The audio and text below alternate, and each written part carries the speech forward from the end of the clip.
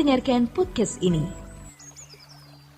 Mari kita membuka Alkitab kita dari Injil Yohanes pasal 14. Injil Yohanes pasal 14. Dari ayat 6 kita mulai sampai ayat yang ke-9. Yohanes pasal 14 ayat 6 sampai ayat yang ke-9, Saudara. Demikian firman Tuhan. Kata Yesus kepadanya, "Akulah jalan dan kebenaran dan hidup. Tidak ada seorang pun yang datang kepada Bapa kalau tidak melalui aku. Sekiranya kamu mengenal aku, pasti kamu juga mengenal Bapa-Ku. Sekarang ini kamu mengenal Dia dan kamu telah melihat Dia." Kata Filipus kepadanya, "Tuhan, tunjukkanlah Bapa itu kepada kami, itu sudah cukup bagi kami." Kata Yesus kepadanya, "Telah sekian lama aku bersama-sama kamu, Filipus, namun engkau tidak mengenal aku. Barang siapa telah melihat aku, ia telah melihat Bapa. Bagaimana engkau berkata, tunjukkanlah Bapa itu kepada kami?" Saudara, saya kira ayat ini sudah pernah kita dengar, atau bahkan sudah beberapa kali kita dengar. Mari kita menangkap kebenaran yang indah dari pembacaan ayat-ayat Alkitab ini, khususnya ayat 9.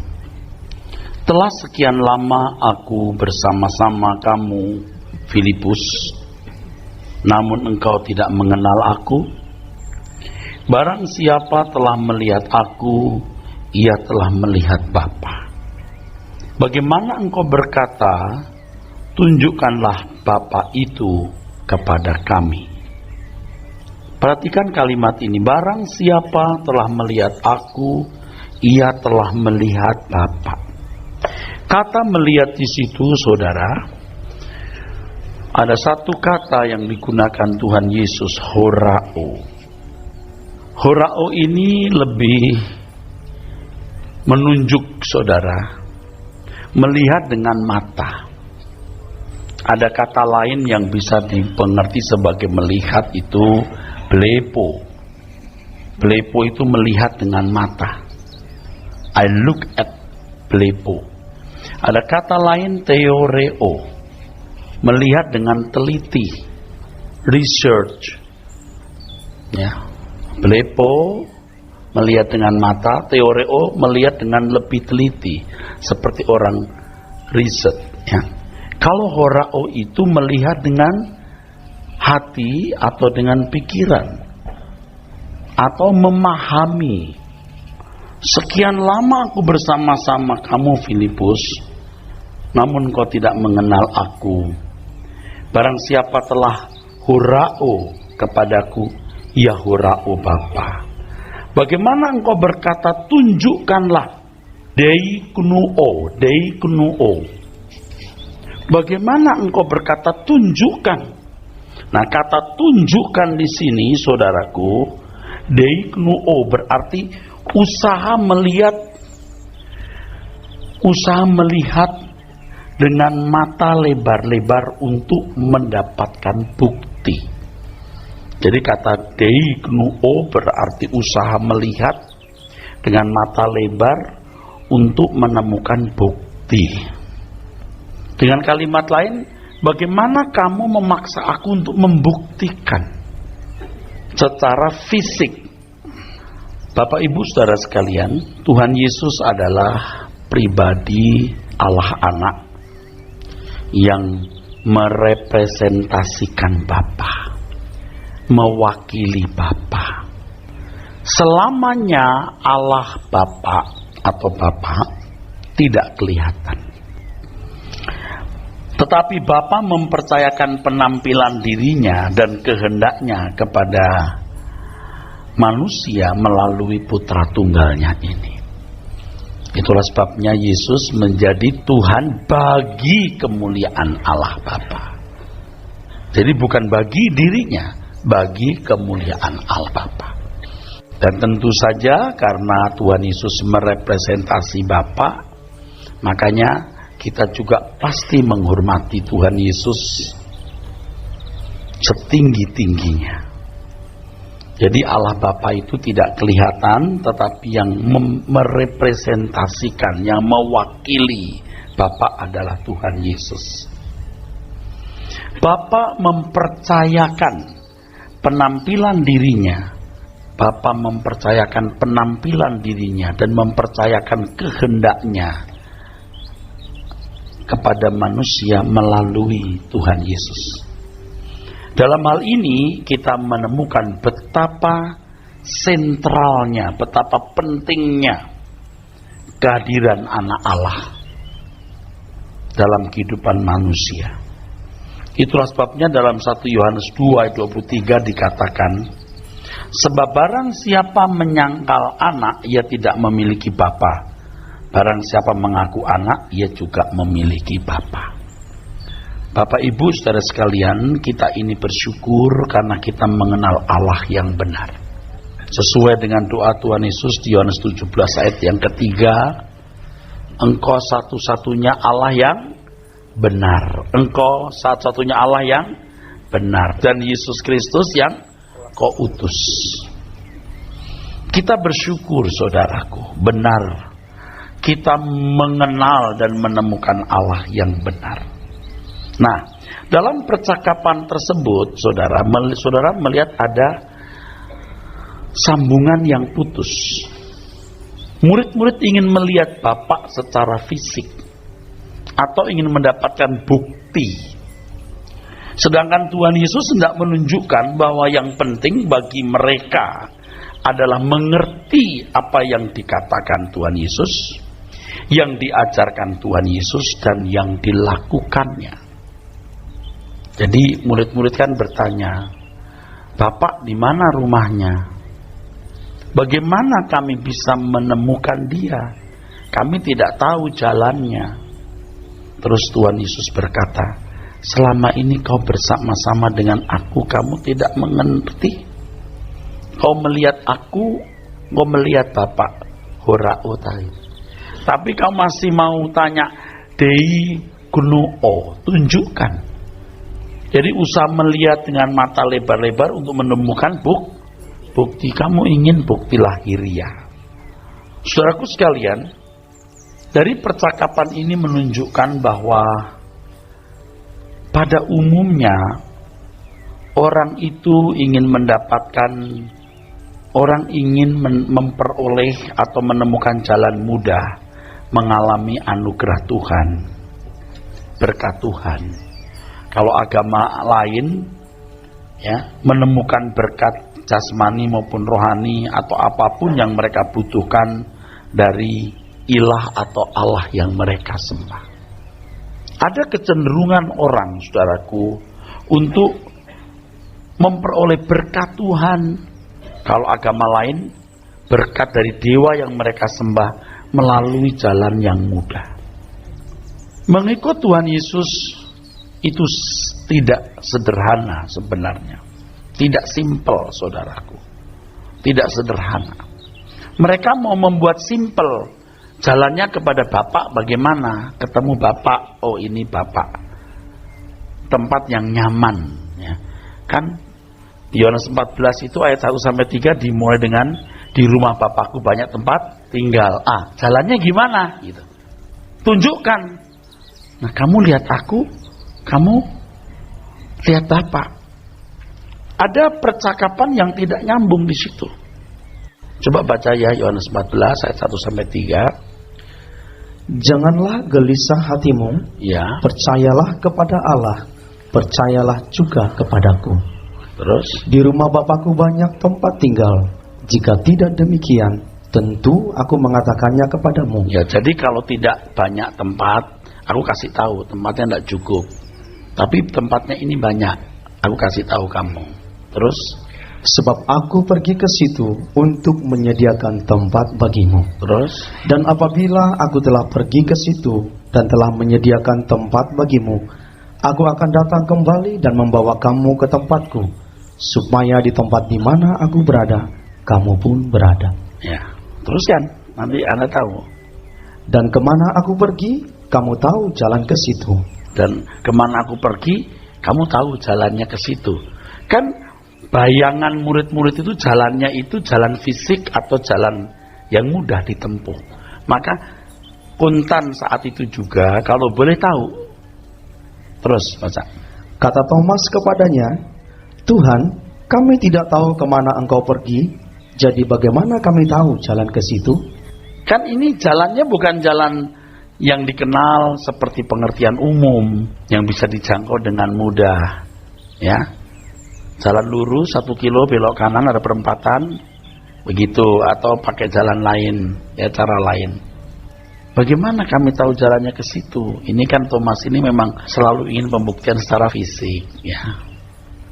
Begitu kan, ketika Tuhan Yesus bangkit, Thomas tidak percaya kalau Tuhan Yesus sungguh-sungguh sudah bangkit. Thomas berkata, kalau aku belum mencucukkan jariku di lubang bekas paku di tangannya dan bekas tombak di lambungnya, aku tidak percaya. Ketika Tuhan Yesus menampakkan diri, dia panggil Thomas, Thomas gemetar. Ini Thomas aku.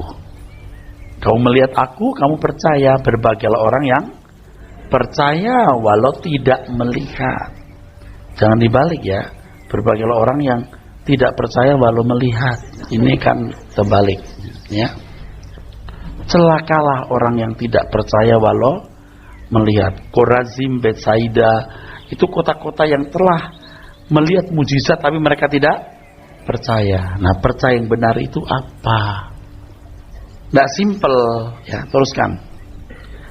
Kata Yesus kepadanya, Akulah jalan dan kebenaran dan hidup. Tidak ada seorang pun yang datang kepada Bapa kalau tidak melalui aku. Kalimat-kalimat ini kalau tidak diteliti dengan cerdas, dengan seksama, itu tidak nangkep maksudnya. Dan kita itu bisa mengerti ini kalau berpikir cerdas, dan ini sangat filosofis. Orang nggak duga ini sangat filosofis. Percakapan ini mengandung unsur filosofis yang tinggi sekali. Tinggi sekali. Nah, selama ini orang mensimplify, menyederhanakan. Akhirnya tidak menemukan makna orisinilnya. Tidak menemukan arti aslinya, saudara. Tuhan berkata, di rumah Bapakku banyak tempat tinggal, aku pergi menyediakan tempat bagimu. Nah, pergi menyediakan tempat itu saja juga sudah menimbulkan banyak interpretasi atau penafsiran. Maksudnya apa? Saya sudah jelaskan 2 hal. Yang pertama, Tuhan Yesus betul-betul pergi dan menyediakan tempat seperti yang pernah dilakukan ketika menciptakan bumi ini. Pada mulanya adalah firman. Firman bersama-sama dengan Allah. Firman itu adalah Allah. Betul? Segala sesuatu dijadikan oleh Dia. Tanpa Dia tidak ada sesuatu pun yang jadi. Dia ciptakan. Jadi secara fisik Tuhan Yesus sedang menyediakan tempat itu. Bisa. Yang kedua, maksudnya pergi menyediakan tempat adalah Tuhan Yesus harus sengsara. Dia harus menang dalam pergumulan, melawan dirinya sendiri, dan mengakui kehendakmu yang jadi bukan kehendakku. Dia harus taat sampai mati, bahkan mati di kayu salib. Dia bangkit dari sengsara kematian kebangkitannya. Dia menjadi jalan di mana manusia menemukan rumah Bapa.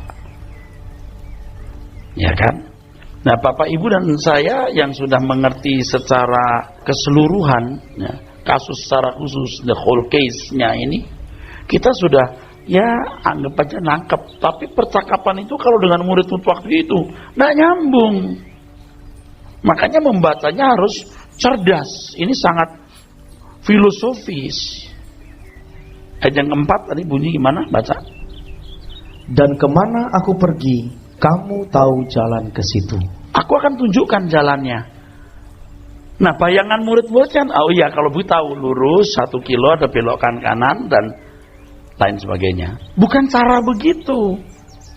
Tuhan mengatakan di ayat-ayat berikutnya, Yohanes 16, 15-16, aku tidak bisa mengatakan semuanya kepadamu. Betul? Kamu tidak mengerti, kamu belum bisa mengerti.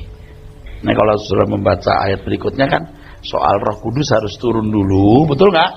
dia akan mengajarkan kepadamu segala sesuatu. Jadi ini betul-betul tidak nyambung. Tapi Tuhan Yesus hebat ya, sabar gitu. Pada orang yang bodoh itu luar biasa ya. Kalau kita kan jadi guru kadang-kadang emosinya naik kalau murid goblok. Kamu nggak ngerti lagi kelempar loh. Tapi Tuhan nggak begitu loh. Nah, Tuhan Yesus bangkit saja murid-muridnya masih berkata, kapan dong Israel dipulihkan? Coba. Kalau kita pasti gini, capek deh gitu ya. Tapi Tuhan, ya masa dan ketikanya kamu tidak perlu tahu. Kamu harus jadi saksiku dulu sampai ke ujung bumi, kan gitu. Oke, ayat berikutnya 5 biar nyambung. Kata Thomas kepadanya, Ya. Tuhan, kami tidak tahu kemana engkau pergi. Tuh. Jadi bagaimana kami tahu jalan ke situ? Ya. Tidak bisa disederhanakan. Nah, hal ini menunjukkan bahwa pada umumnya orang ingin mendapatkan berkat Tuhan. Kalau di agama lain berkat dari dewa atau ilahnya dengan cara yang mudah. Dan orang Kristen itu juga punya kecenderungan begitu. Untuk menerima berkat-berkat jasmani, keselamatan atau berkat kekal. Tuhan Yesus itu jalannya, jalan yang mudah. Nah, biasanya agama-agama di dunia menawarkan jalan untuk memperoleh berkat Tuhan, ya, itu dengan jalan gampang. Dua hal. Yang pertama, upacara agama, seremonial. Yang kedua, hukum. Udah nggak lebih dari itu. Pasti dua hal itu. Upacaranya bagus atau melakukan hukum, udah pasti berkisar kepada hal itu. Ini bertolak belakang dengan jalan yang Tuhan Yesus ajarkan. Keselamatan dalam Tuhan Yesus Kristus adalah jalan yang sukar. Nah, Bapak Ibu mengerti nggak? Dari dulu orang Kristen banyak salah berpikir, termasuk saya. Seakan-akan keselamatan itu jalan tol, jalan mudah masuk surga. Itu dari dulu, saudaraku. Diucapkan secara eksplisit, terbuka, maupun tidak diucapkan. Tapi kesan yang ditimbulkan atau dibangun, keselamatan dalam Tuhan Yesus itu jalan mudah, jalan tol. Nggak usah susah payah. Tuhan Yesus yang telah mati di kayu salib menggantikan kita. Lalu kalau kita percaya kepadanya, kita selamat. Nggak ada penjelasan. Udah dianggap ngerti semua deh. Sedangkan percayanya itu juga percaya yang belum tepat. Kalau saudaranya percaya Tuhan Yesus pernah lahir di kota Bethlehem, 3,5 tahun menginjil, mati di kayu salib, bangkit hari ketiga. Itu kan baru percaya sejarahnya. Tidak simpel begitu. Tunjukkan jalan bagi kami. Iya, pasti kutunjukkan. Tapi tidak seperti yang kau bayangkan loh. Maka Tuhan mengatakan, akulah, ayat 6. Kata Yesus kepadanya, akulah jalan dan kebenaran dan hidup. Tidak ada seorang pun yang datang kepada Bapa kalau tidak melalui aku. Nah, Tuhan Yesus berkata, akulah jalan. Tuhan nggak mengatakan aku salah satu jalan loh. Dan tidak perlu berkata satu-satunya. Pokoknya jalan itu cuma satu. Akulah jalan. Nah, yang menarik di situ, saudaraku, Tuhan menunjukkan bahwa jalan di situ hodos. Hodos itu artinya lorong yang panjang, ya. Lorong panjang, hodos. Ikut aku itu hitung dulu loh anggarannya, karena mahal, ya. Kalau mau pergi ke Condet, Anda punya uang 200.000 sampai. Mau ke Eropa Timur, 50 juta juga mikir ya. Hitung dulu anggarannya. Itu berarti tidak gampang. Hodos itu jalan panjang, saudaraku. Ya. Harus melalui sebuah perjalanan. Kata ini lebih menunjuk adanya akses yang harus ditempuh. Seperti sebuah road, jalan panjang yang harus dilalui. Kata hodos berarti jalan yang berkenaan dengan jarak. Dari pernyataan ini, Tuhan Yesus hendak menekankan bahwa akses sampai kepada Bapa hanya melalui dirinya, melalui sebuah proses panjang. Proses panjang. Satu hal yang membunuh iman Kristen adalah Ketika seseorang merasa sudah menyelesaikan perjalanan atau puas diri, ini bahaya sekali, saudara. Kita harus selalu merasa miskin di hadapan Allah. Matius pasal 5, baca ayat 3. Berbahagialah orang yang miskin di hadapan Allah, Ya, karena merekalah yang empunya kerajaan sorga. ya, selalu merasa miskin. Jangan kita sudah merasa nyampe, udah cukup.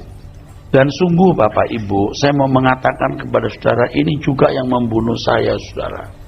Sudah di mimbar, sudah bisa khutbah, tahu bahasa asli, Alkitab, bahasa Yunani, Ibrani, saya puas diri. Makanya ya saudara, kita harus selalu membandingkan diri kita ini dengan kesucian Tuhan. Jangan membandingkan, mengcompare diri saudara dengan orang lain. Selalu membandingkan diri kita dengan Tuhan. Kalau saudara mau mendengar yang saya katakan, walaupun agak lucu kedengarannya ya, saya kalau berdoa, saya sering berusaha bisa menemukan wajah Tuhan. Untung ada wajah lukisan. Kalau di agama lain kan ada larangan melukis wajah nabinya. Kita wajah Tuhan aja dilukis, saudara. Memang ada bermacam-macam tipe. Kalau orang-orang Tionghoa bisa melukis wajah Yesus agak sipit. Nah, coba kalau ke daerah Asia, Turki, gitu-gitu ya saudaraku, ke daerah Syria, Tuhan Yesusnya lebih ke arah wajah ke Asia. Tapi kalau ke Eropa, wajah bule, saudara. Rambutnya pun juga jadi ke merah-merahan, ke kuning-kuning, jadi kayak kepirang-pirangan. Padahal Tuhan Yesus itu wajahnya, gambarnya rasanya hitam ya. Nah, nanti kalau orang Nigeria melukis wajah Tuhan pesek dengan rambut melingkar-lingkar seperti mie keriting gimana? Tetapi saya belajar untuk memandang wajah Tuhan waktu berdoa. Saya berusaha untuk menemukan wajah Tuhan. Kira-kira Tuhan senang enggak? Sebisa-bisanya saya mau membayangkan, sebisa-bisanya. Nah, ini subjektif, jangan ikut-ikutan.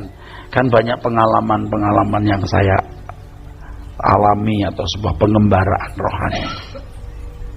Tidak selalu sih, sebab kita tidak boleh berjalan dengan perasaan, tapi dengan iman waktu kita berdoa. Tuhan, terpujilah namamu. Tapi kalau Bapak Ibu mau belajar, yuk kita belajar, cari wajahnya. Dan secara fisikly betul-betul saya ingin memandang wajah Tuhan. Saya berusaha untuk merenung gitu.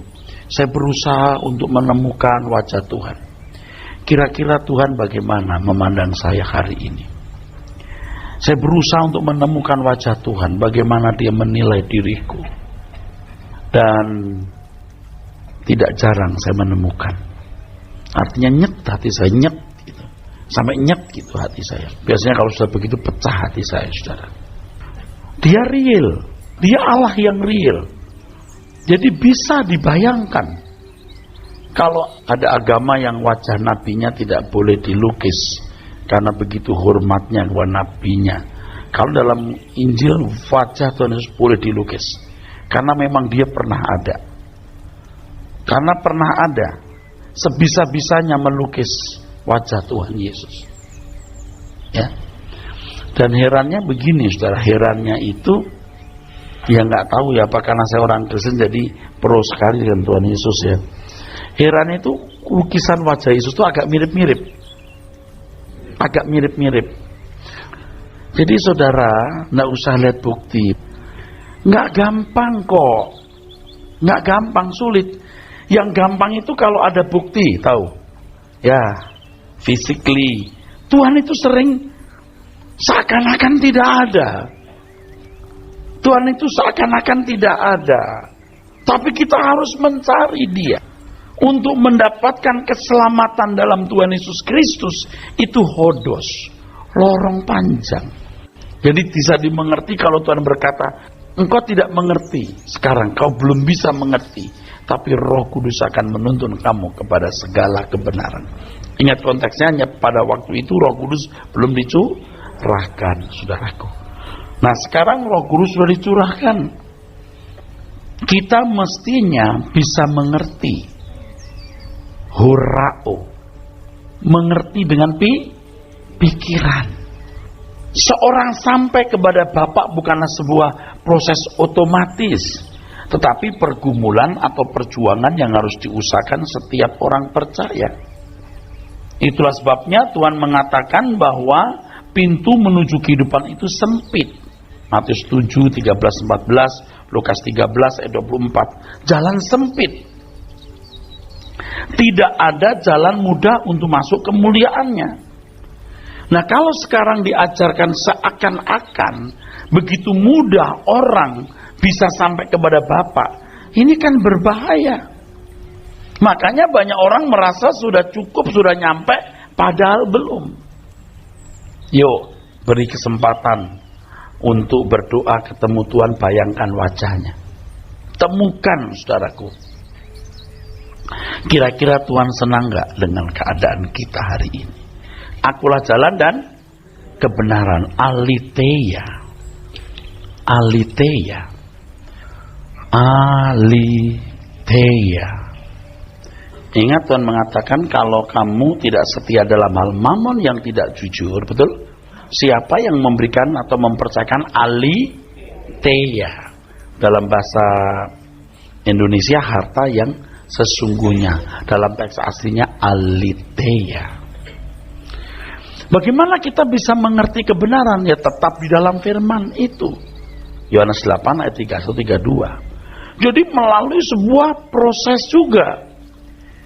Makanya kalau orang sudah merasa dirinya mengerti firman, waduh bahaya saudaraku. Kita ya sampai mati tidak boleh berhenti belajar saudara. Tidak boleh berhenti belajar. Saya terkagum-kagum dengan kebenaran firman Tuhan. Dan saya percaya Bapak Ibu yang setia mendengarkan suara kebenaran sering takjub bukan? Sering kagum? Saya kagum. Luar biasa. Nah seperti sekarang ini ya. Ini kan ya biasanya kita melihat atau mendengar yang lebih menakjubkan. Tapi ini pun cukup menakjubkan. Ternyata Yohanes 14 ayat 1-9 itu percakapan yang gak nyambung gitu. Betul gak? Sangat filosofis. Tapi selama ini kita pandang ya udah ada nyambung lah. Enggak nyambung. Dan yang menarik adalah ketika tadi saudara mendengar, pada umumnya orang mau jalan yang mudah untuk mendapatkan berkat dari yang ilahi. Betul? Melihat Bapa. Enggak, kamu lihat, aku lihat Bapa. Tapi untuk bisa menghorao Tuhan, menangkap pikiran Tuhan, betul? Ada hodos. Jalannya panjang. Aletheia kebenaran. Berapa banyak ayat yang kamu harus selidiki. Berapa banyak kebenaran dalam Alkitab yang harus dibedah. Aletheia itu truth. Kebenaran. Truth. Bukan righteousness. Bukan dikayusunen. Kalau hidup keagamaanmu tidak melebihi ahli Taurat dan orang Farisi, kamu tidak masuk surga. Nah, hidup keagamaanmu itu kebenaran, righteousness. Itu dikayusune. Jadi ada kata dikayusune, ada kata aletheia. I am the way, the truth. Dikayusune. Tidak sama dengan aletheia. Perlu Bapak Ibu ketahui bahwa Injil Yohanes ditulis itu sebagai Injil yang terakhir. Ketika orang-orang Kristen menghadapi Gnostik. Jadi ajaran filsafat Yunani yang dicampur dengan kekristenan. Jadi kacau. Yohanes mulai menulis. Kebenaran itu Tuhan Yesus sendiri. Aletheia. Nah, orang-orang Yunani sangat cakap dalam berfilsafat. Sampai hari ini filsafat diakui ibu dari segala ilmu pengetahuan. Ya, dan memang pemikir-pemikir hebat berasal dari Yunani. Hebat. Sokrates, Plato, Seneca. Itu orang-orang Yunani dengan bahasa Yunani. Nah, sekarang Tuhan menampilkan diri sebagai aletheia, sebagai kebenaran. Aletheia menunjuk kebenaran yang bertalian dengan pemahaman mengenai eksistensi Tuhan. Jadi perlu diketahui bahwa Injil Yohanes ditulis pada zaman spirit gnostik, dilanda spirit gnostik. Jadi orang-orang Kristen merasa bangga bisa belajar filsafat Yunani, lalu mengawinkan dengan kekristenan, dan itu keliru, saudara. Jadi untuk bisa mengerti kebenaran itu kan harus dibangun dari banyak dasar pengajaran, baru orang bisa menangkap kebenaran. Nah, sekian tahun jadi pendeta, sekian tahun sekolah teologi ya, rasanya baru sekarang kita mengerti isi Alkitab. Saya sudah katakan beberapa waktu yang lalu, rasanya kita baru membaca Alkitab. Hari ini kita membuat Yohanes pasal 14, 1-9. Kan jadi memandang dengan kacamata yang berbeda, bukan? Kalau dulu kan kita baca udah ngerti saja. Enggak, kita belum mengerti. Sekarang kita membaca dengan kacamata lain. Oh, nah itu yang saya katakan, seakan-akan kita baru membaca Alkitab. Tuhan Yesus tunjukkan rumah Bapak. Kamu lihat aku, kamu lihat Bapak. Pusing gak kira-kira? Nggak sederhana, saudaraku. I am the way, hodos, the truth, aletheia. Lalu hidup. Zoe, bukan bios. Berkali-kali saya mengemukakan hal ini, saudara. Zoe, bukan bios. Bios biologi, menunjuk makhluk pada umumnya. Kalau Zoe lebih menunjuk kepada hidup yang berkualitas. Jadi kalau kamu berjuang lewat sebuah proses lorong panjang untuk mengenal kebenaran, maka kebenaran itu akan mengubah hidupmu, akan menjadi hidupmu, akan terperagakan, akan terkristal dalam tindakan dan perbuatan ini, saudara. Saya tidak ngebluff ya, saudara, tidak ada maksud apa-apa, sungguh. Tulus saya mau mengatakan, setelah saya sekian tahun jadi pendeta, sekian puluh tahun, lalu tahun-tahun belakangan ini Tuhan membukakan rahasia firman-Nya, saya merasa nilai saya belum memuaskan, saudara. Nilainya bukan pinternya kita berteologi atau pinternya kita berkhutbah, tetapi apakah aletheia itu telah menjadi hidup kita. Aku datang untuk memberi hidup. Yohanes 10 ayat 10. Yohanes 10 ayat 10. Ya. Pencuri datang hanya untuk mencuri dan membunuh dan membinasakan. Aku datang supaya mereka mempunyai hidup dan mempunyainya dalam segala kelimpahan. Waktu kita ini kan jalan terus. Sekarang umur saya 55 tahun. Sebentar lagi nanti 56. Kekayaan kebenaran firman itu kan belum semua kita serap nih. Sudah kita serap juga belum terperagakan karena kita punya apa? Cangkang, betul? Yang nggak mau dilepas kan? Punya emosi, ego, nafsu, cita-cita yang nggak mau dilepas. Kita ini saja sudah benturannya luar biasa. Untuk tahu perlu ketekunan, sudah tahu perlu pelepasan. Tidak bisa dalam nama Yesus, keluar roh ini, keluar. Tidak begitu. Itu kan jalan mudah. Tidak begitu. Jalan sukar. Belum terperagakan, saudara.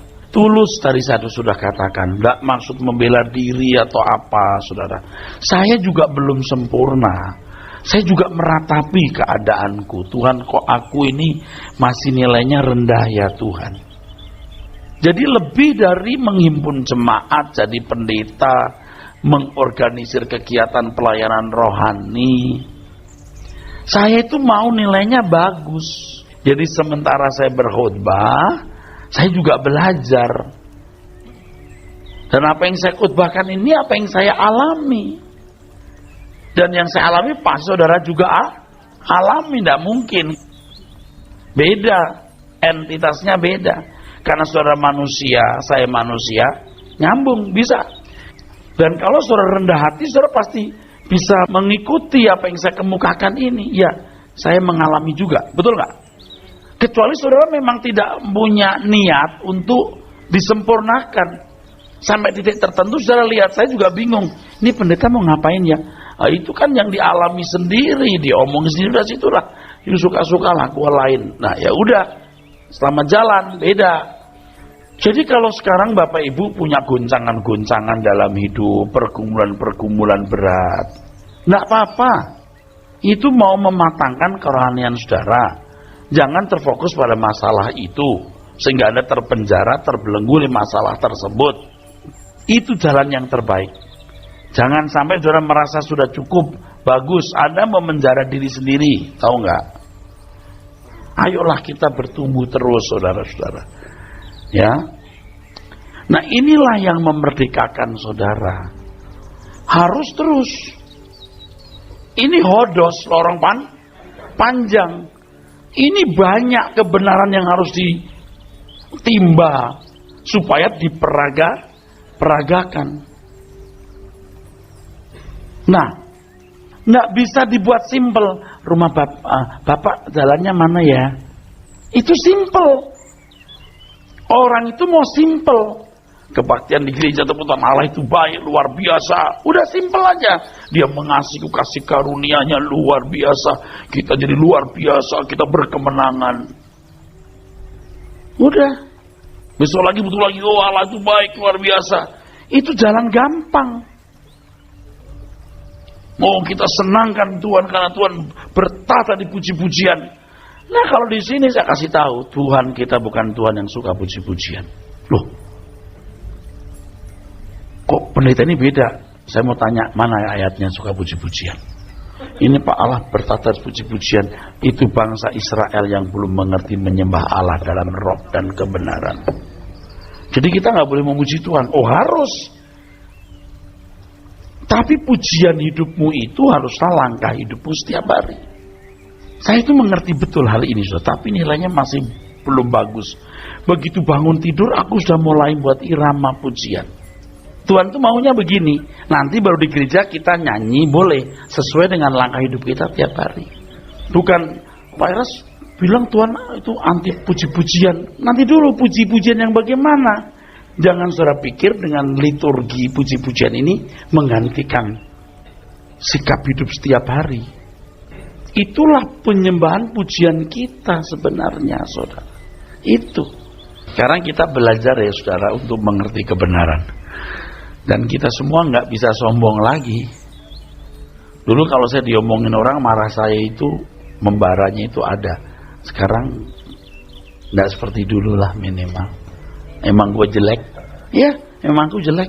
Ini jelek. Tapi aku mau baik. Aku mau berubah. Aku mau punya nilai yang baik. Udah, merdeka. Simple jadinya, saudara. Udah, gak masalah. Saudara mesti memahami juga itu konsep Tritunggal. Allah yang Maha Kudus, siapa yang bisa menyentuh? Tapi kalau sampai Tuhan Yesus berkata, engkau dalam aku dalam engkau, dan mereka di dalam kita. Mereka ini orang-orang istimewa, Pak, Bu. Yang lewat hodos panjang, kaya dengan aletheia, dan hidupnya memperakan aletheia atau kebenaran, baru bisa mengimbangi Allah.